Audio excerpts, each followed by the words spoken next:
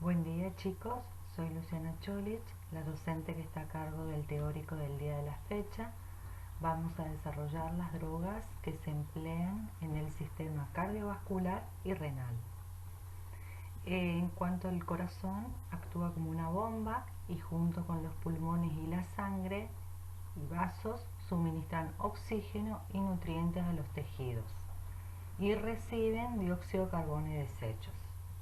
La capacidad del corazón de actuar como bomba depende de una adecuada contractibilidad de los miocitos y de la coordinación de estos. Hay que tener en cuenta que estos son excitables y responden a los estímulos eléctricos generando potenciales de acción. La sangre es transportada desde el corazón al resto del cuerpo por medio de una red compleja de arterias, arteriolas y capilares y regresa al corazón por las vénulas y venas. A modo de repaso, como pueden observar en la diapositiva, vemos graficada la circulación menor y la circulación mayor. Con flechas azules ven cómo va la circulación de la sangre carboxigenada y con las flechas rojas la circulación de la sangre oxigenada. En cuanto a la circulación menor, está dada por el corazón y los pulmones, en donde la sangre carboxigenada sale del ventrículo derecho, va a los pulmones por las arterias pulmonares, se oxigena y regresa a través de las venas pulmonares hasta el ventrículo izquierdo, dando inicio a la circulación mayor, que está dada por el corazón y los demás órganos y tejidos. Ahí la sangre, una vez oxigenada, sale del ventrículo izquierdo por la arteria aorta, lleva a los órganos oxígeno y nutrientes y vuelve al corazón a través de las venas que confluyen en las venas cavas, inferior y superior. Inferior, donde viene sangre desde el hígado, a nivel gastrointestinal, riñón, extremidades inferiores, riñón. Y las venas cavas superiores trae sangre desde los vasos, desde el cerebro, cuello y extremidades superiores. Todo va hacia la aurícula derecha. El corazón está formado por 4 capas que le dan consistencia, lo protegen y le dan la forma. De afuera hacia adentro está formado por el pericardio, el epicardio, el endocardio y el miocardio. A este nivel, el miocardio está formado por el tejido muscular cardíaco. Este tejido es autoexcitable y no tiene o no presenta estimulación por el sistema nervioso. La función del corazón, que como habíamos mencionado anteriormente, que es actuar como una bomba, este impulsa la sangre a través de los vasos hacia los tejidos. La capacidad que tiene el corazón de aumentar el rendimiento en respuesta a las necesidades orgánicas a un mayor aporte de oxígeno está regulada por 3 mecanismos que son fisiológicos, sensibles y dinámicos. Como pueden ver, está dada por los cambios en su longitud, cambios en la frecuencia cardíaca y adaptaciones en la contractibilidad.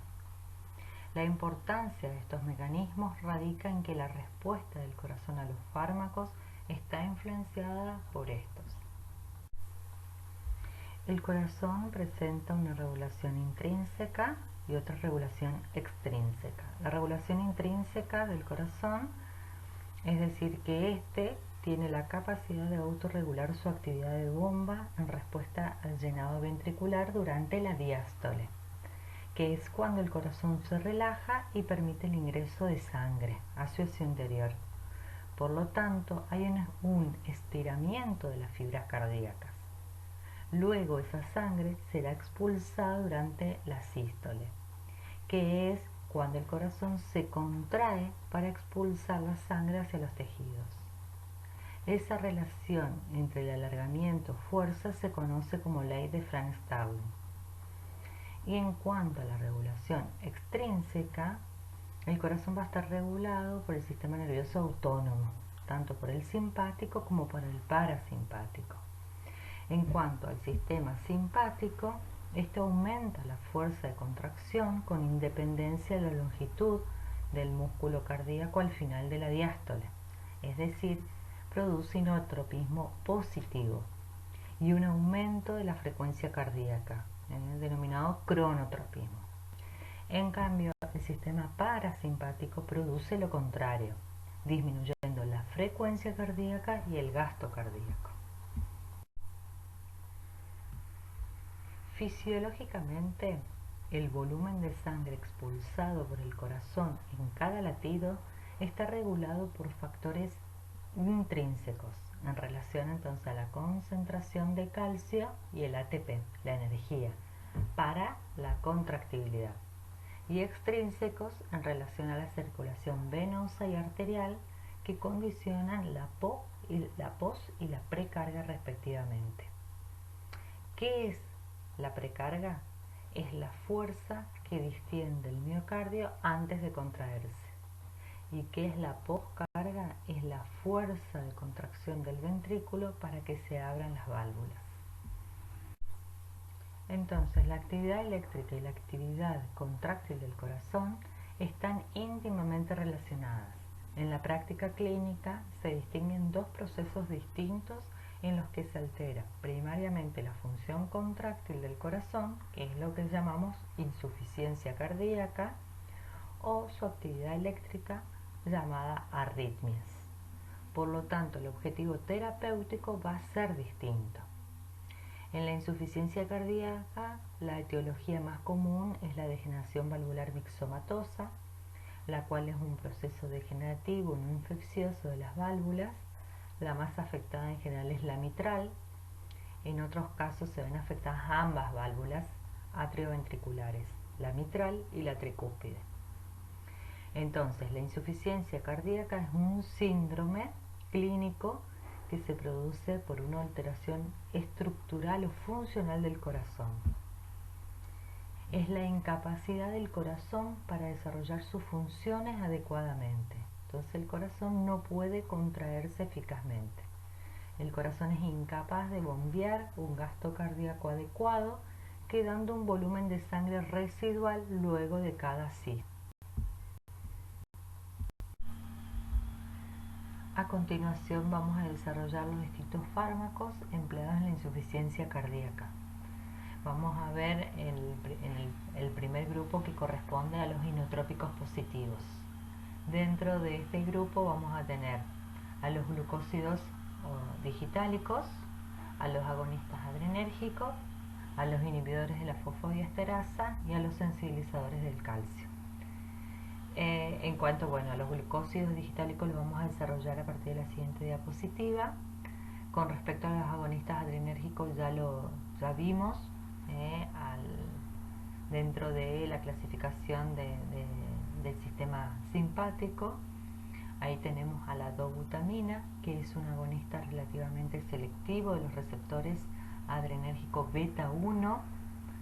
Se utiliza para el tratamiento a corto plazo de la insuficiencia cardíaca y como una forma de mantener el gasto cardíaco. Entonces es un inotrópico positivo, pero aumenta el consumo de oxígeno y disminuye la eficiencia mecánica. La dobutamina es más efectiva cuando la precarga es suficiente y no hay enfermedades metabólicas que alteren la capacidad del miocardio para responder a estas drogas. De la misma forma actúa la dopamina. Con respecto a los inhibidores de la fosfodiesterasa, tenemos la amrinona y la milrinona. Son inhibidores de la enzima fosfodiesterasa 3. Estos impiden la degradación del AMP cíclico. Aunque estimulan la contractibilidad cardíaca, su efecto principal es vasodilatador, reduciendo tanto la precarga como la poscarga, por lo que también disminuyen el consumo de oxígeno en el corazón insuficiente. Y tenemos el cuarto grupo, que habíamos nombrado a los sensibilizadores del calcio. Aquí tenemos el grupo del pibomendan. Esta droga es ampliamente utilizada y la vamos a desarrollar también a continuación.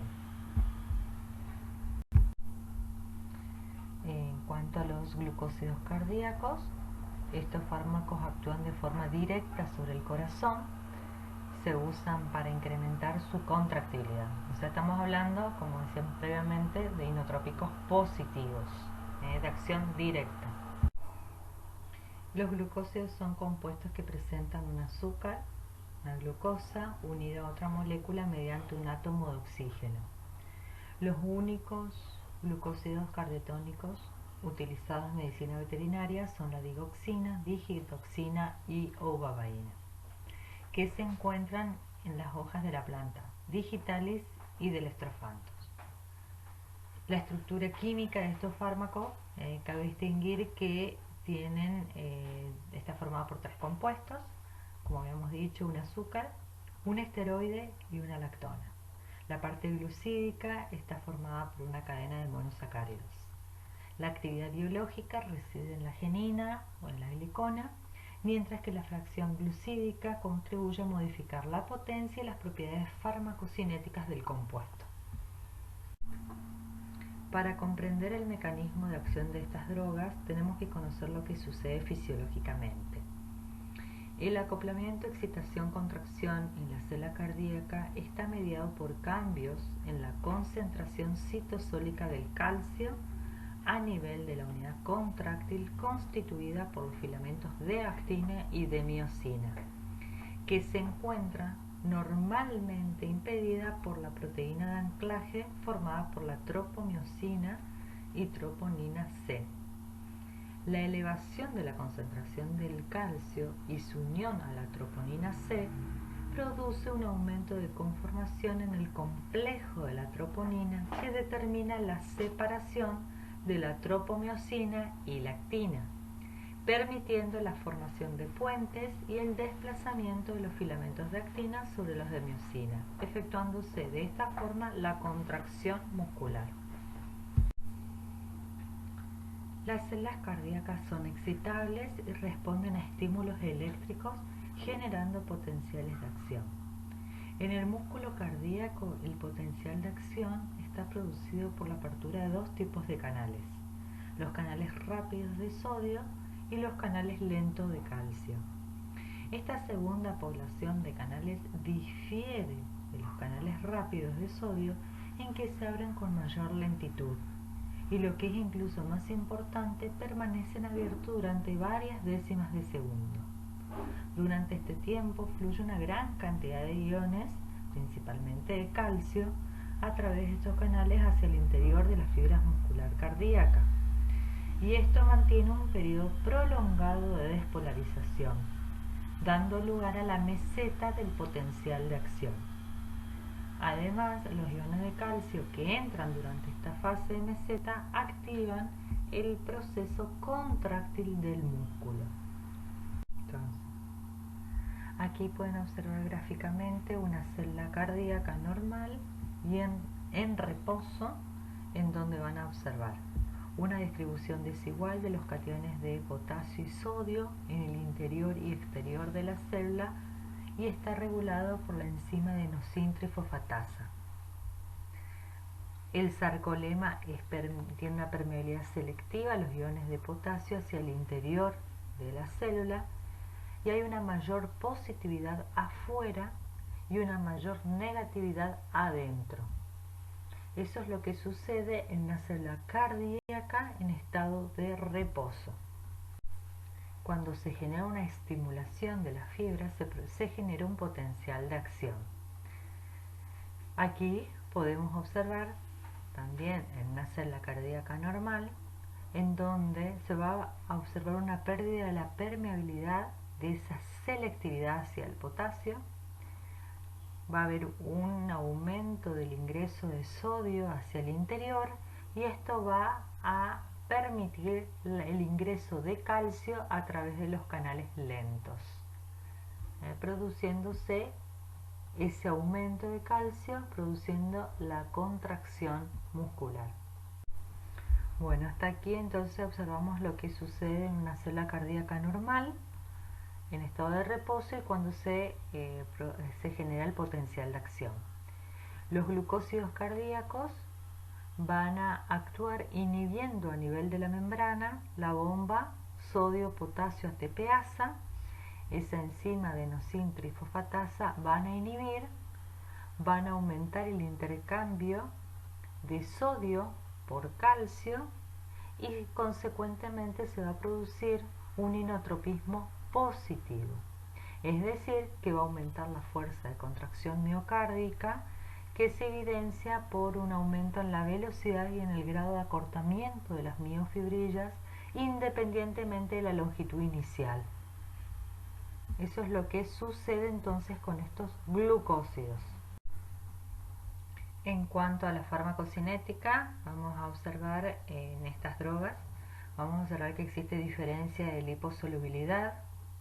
La digitoxina es más liposoluble que la dioxina y esta a su vez más que la oubaína, la cual se absorbe muy escasamente, por lo que se la administra por vía parenteral.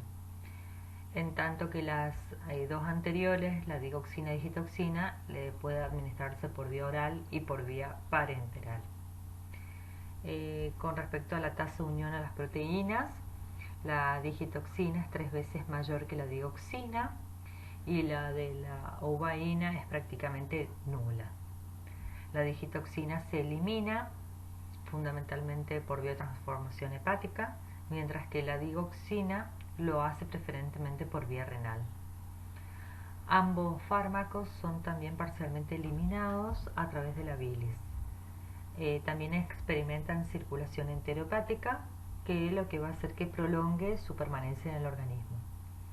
La semivida de la digoxina y de la digitoxina varían marcadamente en las distintas especies. También tenemos que tener en cuenta la presentación, como pueden ver las distintas formulaciones, que puede ser por vía, como lo había mencionado, vía oral, en forma líquida o tabletas, y en forma parenteral, generalmente por vía endovenosa. La que tiene mayor interés en veterinaria y la más usada es la digoxina. El principal efecto de los digitálicos, el principal efecto buscado de los digitálicos es la acción inotrópica positiva, es decir, hay un aumento en la fuerza de contracción miocárdica que se ve evidenciada por un aumento en la velocidad y en el grado de acortamiento de las miofibrillas independientemente de la longitud inicial. Y acá lo más importante es que es sin consumo de oxígeno, ¿sí? A diferencia de los beta-adrenérgicos.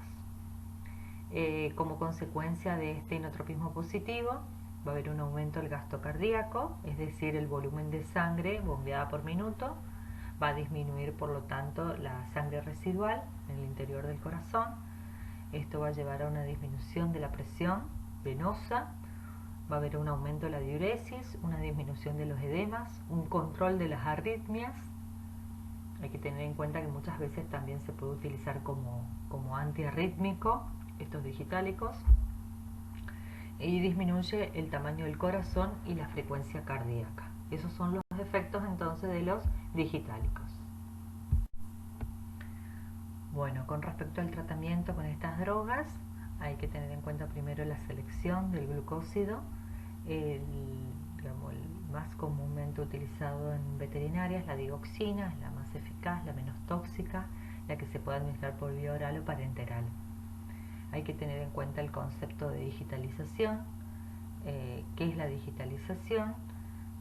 Vamos a tener en cuenta los conceptos de dosis de carga o de digitalización y la dosis de mantenimiento. En cuanto a la dosis de carga, es la cantidad necesaria del fármaco para alcanzar una respuesta inicial. Se la divide en varias dosis en un tiempo relativamente corto, entre 24 y 48 horas. Y la dosis de mantenimiento es la dosis diaria necesaria para mantener la acción terapéutica. Ninguna de estas dosis se puede calcular previamente con precisión porque por la variabilidad individual que existe entre los distintos pacientes, cada paciente es un proyecto de digitalización. Como les dije desde el primer momento, los digitálicos son drogas poco seguras que tienen un margen de seguridad estrecho, son drogas que producen toxicidad. Esa toxicidad va a ir desde alteraciones gastrointestinales como anorexia, heces blandas y vómitos, hasta pérdida de peso, y pueden producir algún tipo de arritmias. Y este tipo de arritmia generalmente se da por la gran disminución de potasio que se genera. Si recordarán en el mecanismo de acción, al inhibir esa bomba, disminuye esa permisibilidad positiva que había del potasio hacia el interior, se pierde, el potasio queda fuera de la célula y el que ingresa va a ser el sodio, permitiendo el ingreso del calcio. Entonces va a haber una disminución de potasio que puede eliminarse a través de la diuresis que generan estos medicamentos, y esa hipopotasemia produce o potencia algún tipo de arritmias. Entonces lo que hay que hacer es suspender el glucósido inmediatamente, se realiza un electrocardiograma, se da reposo y tranquilidad al paciente.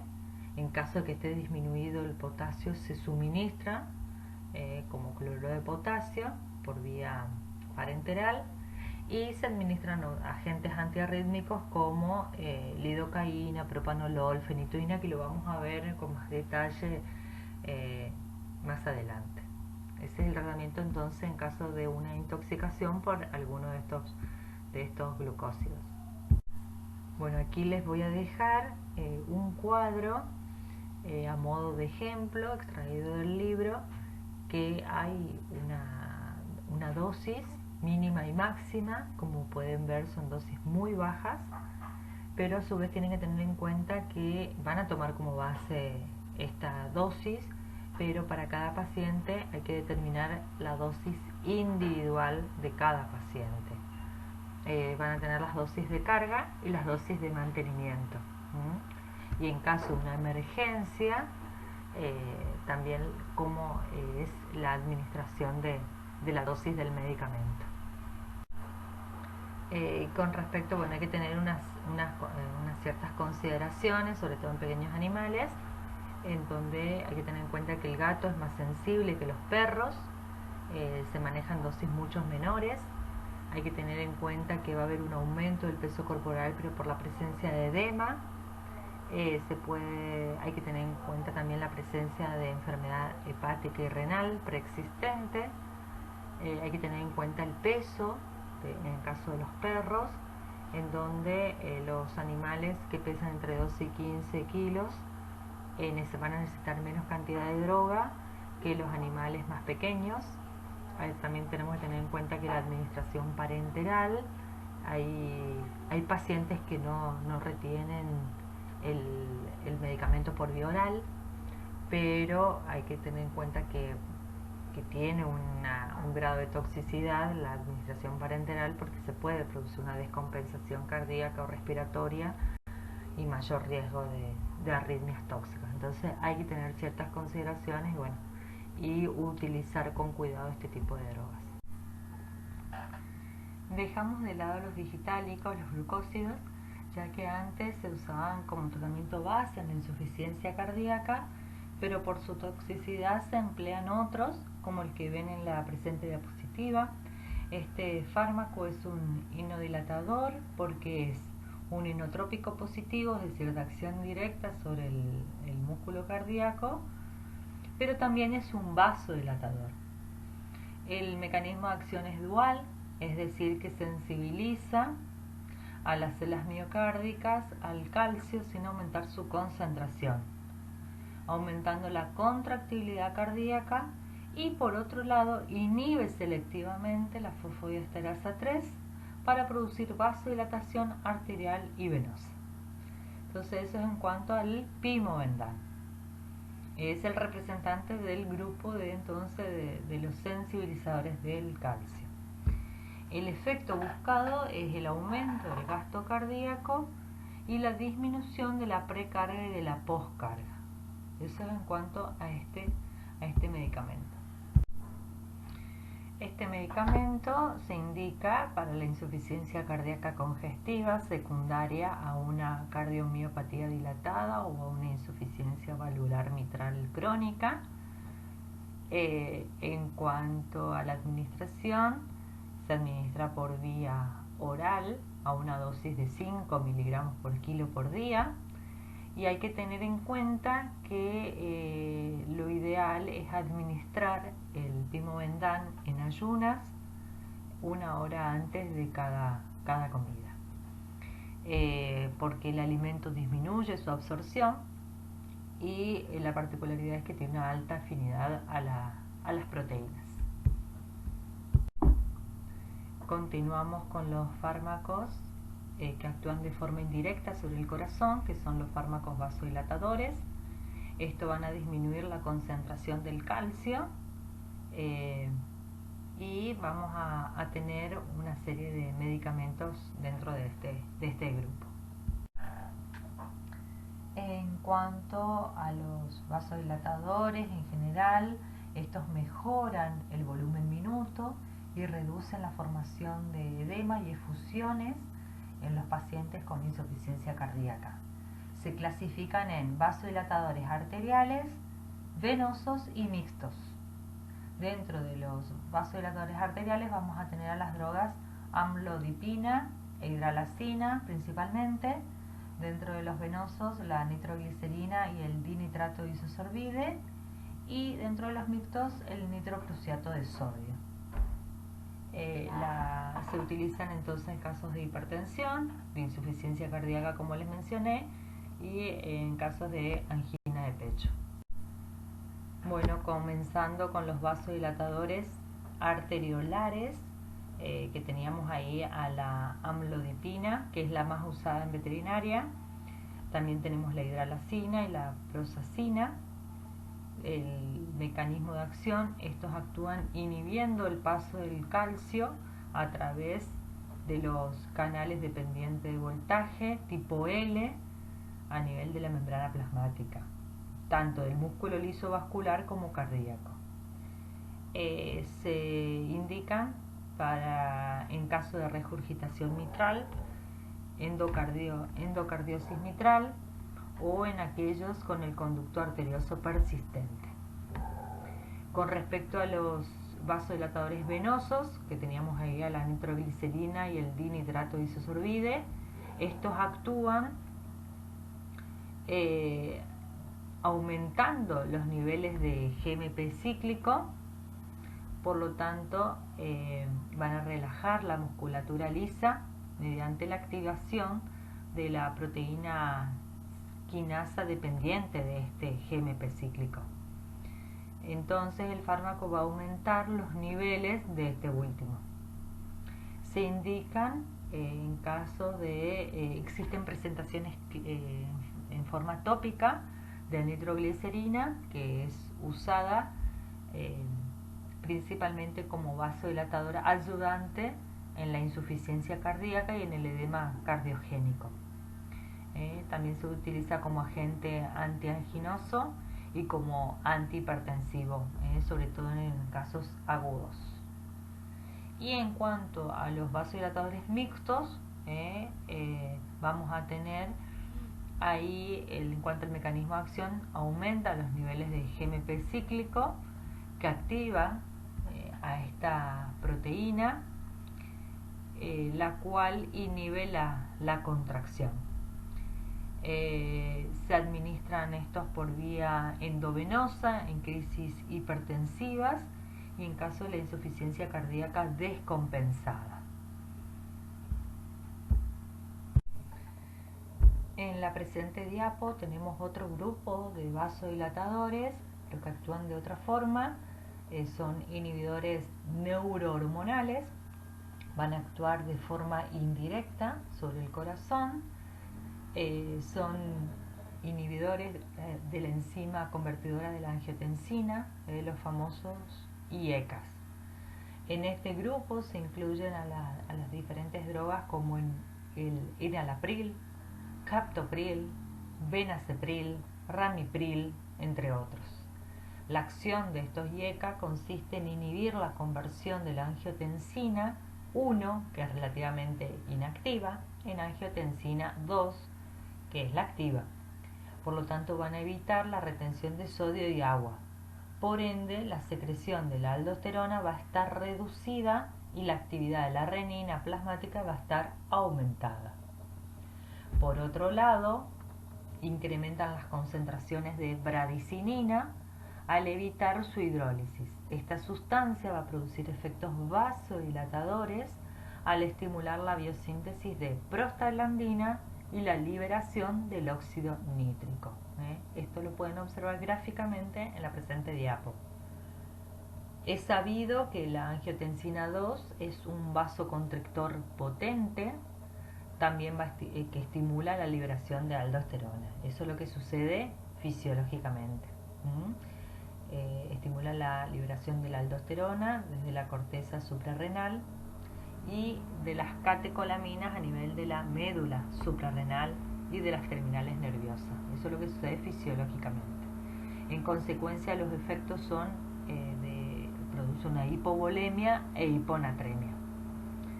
En tanto que los IECA se utilizan principalmente en el tratamiento de la insuficiencia cardíaca congestiva, en la disfunción ventricular, en la hipertensión sistémica y en ciertas nefropatías crónicas progresivas. Por otra parte, están frecuentemente asociadas a la furosemida, que es un diurético que lo vamos a ver más adelante, o también pueden asociarse a la digoxina, que dijimos que era la de uso en veterinaria. En cuanto a la farmacocinética, el captopril es una droga activa que se administra por vía oral y hay que tener en cuenta la presencia de alimentos, ya que dificulta su absorción. Su inicio de acción, luego de administrada, comienza a las 2 horas y perdura durante 4 horas el efecto de esta droga. En tanto que el enalapril es una droga que tiene menos efectos adversos, es más utilizada en veterinaria, ya que es una prodroga. Esta prodroga se administra por vía oral y luego de la metabolización se convierte en aprilato, que es la droga activa. Su inicio, por lo tanto, va a ser más tarde, entre 4 o 6 horas, pero su acción va a perdurar por 12 a 14 horas. La dosis del captopril es de 0,5 a 2 miligramos por kilo cada 8 horas. La dosis en gato es menor, en tanto que el enalapril, la dosis es de 0,5 miligramos por kilo. Como acción vasodilatadora se administra 2 veces por día, en tanto como coadyuvante en la insuficiencia cardíaca se utiliza esta dosis una vez por día. La dosis en gato va a ser menor. En cuanto a las indicaciones, ya las mencioné en la diapositiva anterior, pero cabe volverlo a mencionar. Estas drogas se utilizan principalmente en el tratamiento de la insuficiencia cardíaca congestiva, en la disfunción ventricular, en caso de hipertensión sistémica y ciertas nefropatías crónicas progresivas. Por otra parte, generalmente vienen asociadas estas drogas a un diurético llamado furosemida o a la digoxina. Aquí pueden observar en esta diapositiva las presentaciones que están disponibles en veterinaria, algunas asociadas y otras como vasodilatadores solamente. Este tema lo va a ampliar más en el práctico Julia, nuestra ayudante, dándole el uso clínico de estas drogas. Continuamos con otro grupo de vasodilatadores que también actúan como inhibidores neurohormonales, pero estos inhiben específicamente la angiotensina 2. Es en el caso del losartán. El mecanismo de acción de esta droga va a bloquear los receptores AT1 de la angiotensina 2 y evita los efectos presores, la retención de agua y la retención de sodio. Existen varios subtipos, hay que tener en cuenta que existen varios receptores para la angiotensina 2 con propiedades bioquímicas y farmacológicas diferentes, siendo los mejores conocidos los denominados AT1 y AT2. La ventaja que tiene estos medicamentos sobre los IECA es que facilitan los posibles efectos beneficiosos mediados por los receptores AT2, ya que no están inhibidos, y evitan los efectos de la AT1 de la angiotensina 2, que se forman por vías alternativas de la enzima convertidora de angiotensina. Bueno, vamos a ver otro grupo de drogas que actúan directamente sobre el corazón. Vamos a tener aquí a los agentes antiarrítmicos.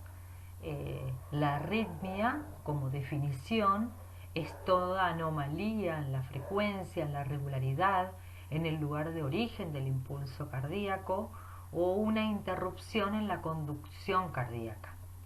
Se puede dar esta arritmia por una depresión del marcapaso dominante, que sabemos que es el nodo auriculoventricular, o el aumento en la automaticidad de células de marcapasos normalmente que están latentes. Entonces es una alteración de la actividad eléctrica del corazón, la arritmia. Vamos a pasar a ver después las drogas. En cuanto a la clasificación, se clasifican en aquellas para tratar la bradiarritmia, que ahí tenemos a la atropina y al glicopirrolato. Estas drogas parasimpático-líticas ya las estudiamos cuando vimos el sistema parasimpático. Sin embargo, se puede agregar que la atropina es para tratar la bradicardia sinusal, el paro sinoatrial y el bloqueo atrioventricular incompleto. Hay que diferenciar entre una bradicardia mediada por el vago o de otras causas. En cuanto a las taquiarritmias, ¿sí?, se clasifican en clase 1, son drogas que van a tratar este tipo de anomalía. Vamos a tener a la lidocaína, por ejemplo, dentro de la clase 1. A la clase 2 vamos a tener a los distintos beta bloqueantes como el propanolol, el atenolol. En la clase 3 vamos a tener a la amiodarona. Y en la clase 4 vamos a tener a los bloqueantes de los canales de calcio como el diltiazem. En cuanto al mecanismo de acción, vamos a ver que los de clase 1, ¿sí?, los antiarrítmicos de clase 1, van a disminuir la entrada de sodio, por lo tanto retardan el potencial de acción y disminuyen la excitabilidad. Es útil en el automatismo incrementado. Con respecto a los antiarrítmicos de clase 2, que dijimos que teníamos a los antagonistas competitivos de los receptores beta adrenérgicos, serían los simpático-líticos. Dentro de la clase 3 vamos a tener a la amiodarona, que hay que tener presente que es tóxica y suele ser empleada cuando otros fármacos menos tóxicos o usados con más frecuencia son inefectivos, ¿sí?, pero no es una droga de primera elección. Esta amiodarona va a prolongar la duración del potencial de acción y el periodo refractario. Puede ser administrada por vía oral o parenteral. Entonces lo que va a hacer es bloquear los canales de potasio, también bloquea los canales de sodio y calcio y los receptores beta adrenérgico. ¿Sí? Como ven, tiene una amplia gama de mecanismos de acción. Y con respecto a los de clase 4, el diltiazem es un bloqueante de los canales de calcio con una acción similar al del verapamilo y nifedipina. En el caso del diltiazem, inhibe el ingreso a través de la membrana de los iones de calcio localizados en posición extracelular en las células miocárdicas y el músculo lisovascular, a esos dos niveles, pero sin alterar la concentración sérica del calcio. Este efecto neto de esta acción es inhibir entonces la contractibilidad cardíaca y la del músculo liso dilatado. Aquí van a observar algunas presentaciones de uso en veterinaria. En esta última parte del teórico vamos a desarrollar la farmacología de los diuréticos. Los diuréticos son fármacos que estimulan la excreción renal de agua y electrolitos por alterar el transporte iónico a lo largo de la nefrona. Entonces, ¿cuál es el objetivo de emplear este tipo de medicamentos? Es evitar la reabsorción de sodio, ¿sí? Porque sabemos que al permitir la eliminación del sodio, el sodio le sigue la eliminación de agua. Estos son fundamentales en el tratamiento de la insuficiencia cardíaca, ya que permiten controlar los procesos congestivos de la insuficiencia al reducir el exceso entonces de la volemia. Al administrar este tipo de medicamentos tenemos que tener ciertas precauciones antes del tratamiento. Es decir, el paciente tiene que estar bien hidratado y hay que tener en cuenta la edad del mismo. En la presente diapositiva van a observar la clasificación de los diuréticos, los cuales se clasifican como natriuréticos de acuerdo a la cantidad de sodio que se elimine. Así lo vamos a clasificar en aquellos de eficacia alta, que eliminan más de un 15% de sodio. Ahí tenemos a los diuréticos de ASA y voy a nombrar solamente a los que más se emplean en veterinaria, que es la furosemida y la toracemida. En cuanto a los de eficacia media, porque eliminan entre un 5 y un 10% de sodio, son aquí los llamados tiacídicos, y los más empleados en veterinaria tenemos la clorotiacida y la hidroclorotiacida.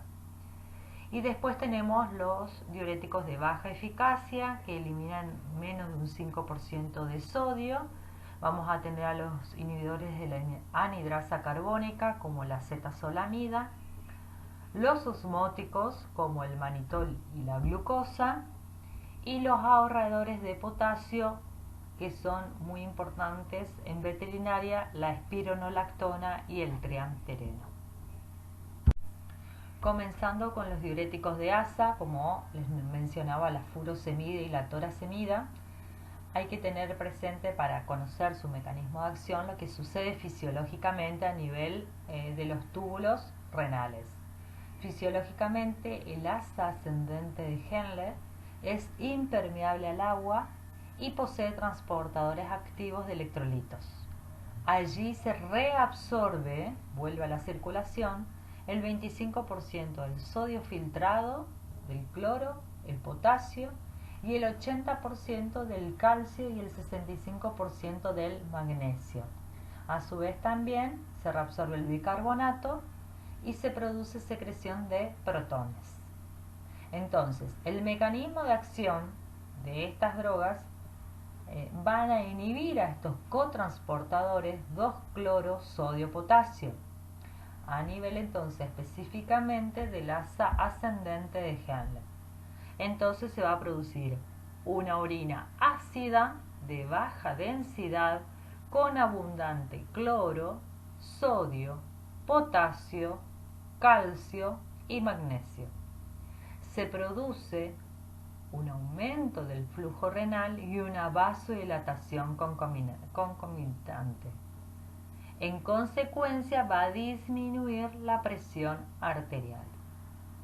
La furosemida por vía oral produce diuresis a partir de los 30 a 60 minutos de su administración, con el efecto diurético máximo de 1 a 2 horas. La acción diurética va a durar entre 4 a 6 horas aproximadamente. En cuanto a los tiacídicos, la clorotiacida y la hidroclorotiacida, vamos a tener presente fisiológicamente que a nivel del túbulo contorneado distal ya se ha absorbido el 90% del sodio filtrado. De todas formas, se produce un transporte activo secundario de cloro y de sodio, alrededor de un 10%. Aquí la orina ya está hipotónica. Entonces, el mecanismo de acción específico en ese nivel donde actúan estas tiacidas va a inhibir al cotransportador cloro-sodio. La diuresis acá va a ser menor que la producida por las drogas anteriores como la furosemida, como le comenté previamente, porque ya la mayoría de los electrolitos ya se reabsorbieron. En cuanto a los efectos adversos y las interacciones de estos diuréticos, previamente que mencioné, tanto los de asa como los tiacídicos, en menor medida los tiacídicos pueden producir deshidratación, hipocalcemia, hipocloremia, hipopotasemia. Hay que tener en cuenta que son todos los electrolitos que se eliminan y hay que tener en cuenta cuando se administra conjuntamente con digitálicos. También se puede producir hipomagnesemia y llevaría a producir una alcalosis metabólica. También puede producir hiperaldosteronismo secundario por esta eliminación de estos electrolitos, principalmente del sodio. También no se puede administrar nunca conjuntamente con gentamicina, anfotericina, entonces con este antibiótico y con este antifúngico, por la nefrotoxicidad que se produce al administrar conjuntamente. Tampoco con los AINES por el antagonismo. ¿Sí? Y ojo al administrar con digitálicos. Son drogas estas generalmente de emergencia, sobre todo la furosemida, no de administración prolongada. ¿Sí? Bueno, ¿cuáles son las indicaciones de estas drogas? Se pueden administrar en caso de edema pulmonar agudo, en caso de una insuficiencia cardíaca como primera instancia, en caso de una hipertensión como urgencia, en casos de síndrome nefrótico, son de utilidad en el estado hematoso, el síndrome nefrótico, en caso de una hipercalcemia, es decir, cuando hay un aumento de estos electrolitos, en caso de edema de ubre en bovino y también para eliminar el agua tisular en exposiciones en los animales de exposiciones. En la presente diapositiva pueden observar las distintas dosis, las distintas especies y con las distintas presentaciones disponibles en veterinaria, desde presentaciones por vía oral y parenteral. En esta diapositiva observamos las distintas dosis empleadas en las distintas especies de los tiacídicos, también por vía oral o por vía parenteral. Estas últimas diapositivas la van a ver con mayor detalle con Julia en la parte práctica, en donde van a ver las distintas aplicaciones de estas drogas. Continuamos con la clasificación. Ahora vamos a ver los diuréticos de eficacia baja. Comenzamos con los inhibidores de la anhidrasa carbónica, como ser la Z-solamida. Fisiológicamente la enzima, la anhidrasa carbónica, participa a nivel del túbulo contorneado proximal, como lo observan en la diapositiva, en la reabsorción de bicarbonato principalmente y en la secreción de protones. Entonces, ¿cómo van a actuar estos inhibidores de la enzima? Que en el caso de la Z-solamida, inhibir de forma no competitiva y reversible a esta enzima. Por lo tanto, va a reducir la formación de los iones de hidrógeno y de bicarbonato a partir del dióxido de carbono. Los efectos farmacológicos de estos fármacos comprenden a nivel ocular menor formación del humor acuoso. Como pueden observar, no solamente está a nivel de los túbulos de esta enzima, sino está a nivel del glóbulo rojo, a nivel del globo ocular y en el sistema nervioso. Entonces, importante porque se utiliza a nivel ocular para disminuir la formación del humor acuoso. Entonces aquí reduce la presión intraocular, en tanto que a nivel renal aumenta la secreción tubular de sodio y de potasio y en mayor medida la del bicarbonato, lo cual conduce a un aumento de la alcalinidad y de la diuresis, lo que puede llegar a producir acá una acidosis metabólica. En cuanto a los osmóticos, como el manitolio y la glucosa tiene que administrarse un porcentaje alto, entre 25 al 50%, para que cumpla la función de diurético. Estos osmóticos van a retener el agua en el filtrado glomerular a lo largo de la nefrona. La glucosa debe ser administrada en dosis, como les comenté, alta, y además debe ser administrada por vía endovenosa para cumplir la función. Estos diuréticos tienen efectos extrarrenales, como ser aumentan la osmolaridad del plasma, desplazando el líquido desde el tejido hacia la circulación, por lo tanto tiene un efecto expansor. Además también se puede utilizar en el glaucoma por movilización del humor acuoso. Hay que tener presente que como este diurético actúa a todo nivel de la nefrona, produce una elevada diuresis, puede producir desequilibrios hidroeléctricos, sobre todo cuando se administra rápidamente a dosis altas. Hay que tener en cuenta entonces la deshidratación tisular y la hemoconcentración que puede llegar a producir.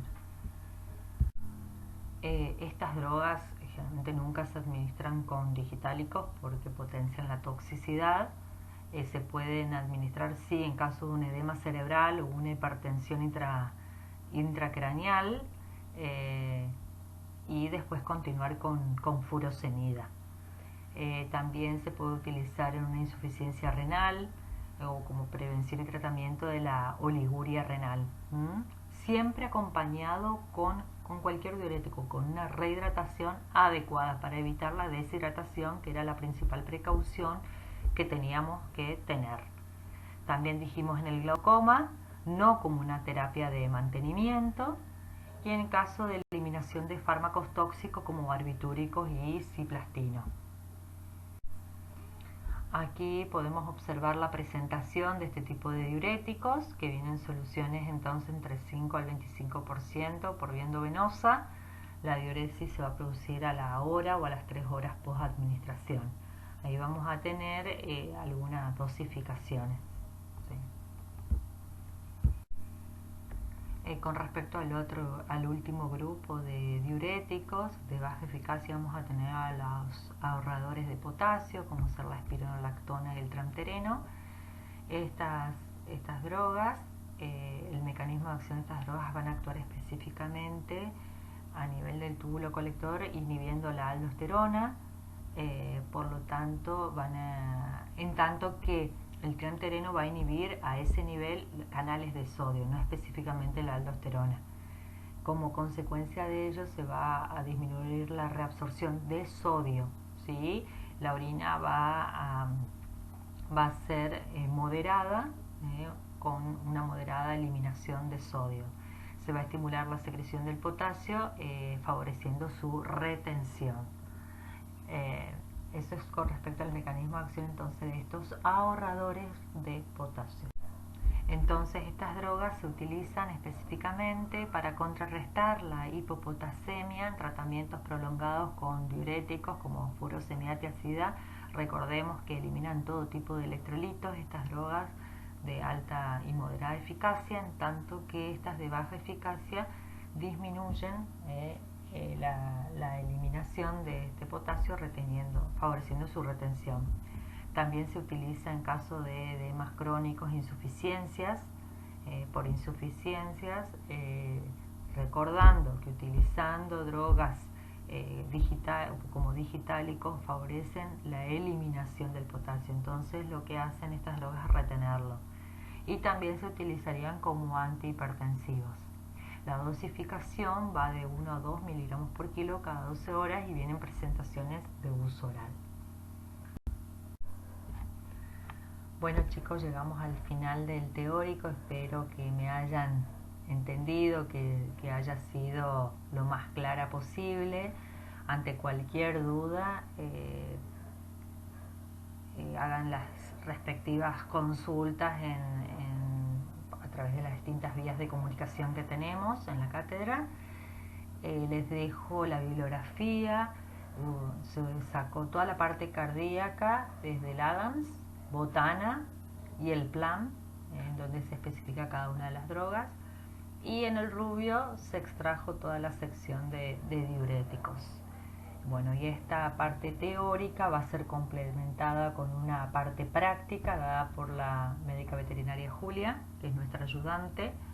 Así que bueno, espero que en conjunto se pueda comprender más fácil este tema. Bueno, los saludo y nos vemos prontamente.